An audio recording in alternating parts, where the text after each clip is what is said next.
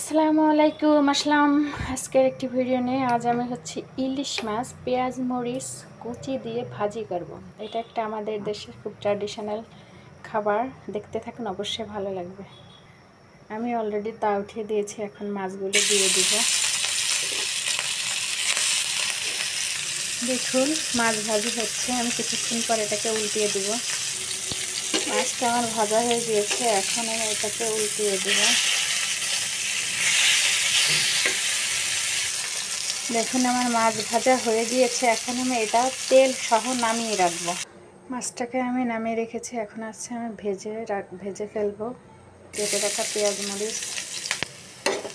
দেখুন ভাজা হচ্ছে পেঁয়াজ মরিচটা, ভাজা হলে এটার ভিতরে মাছে, দেখুন আমার এটা ভাজা হয়ে গিয়েছে, এখন এটার ভিতরে মাছ দিয়ে দিব।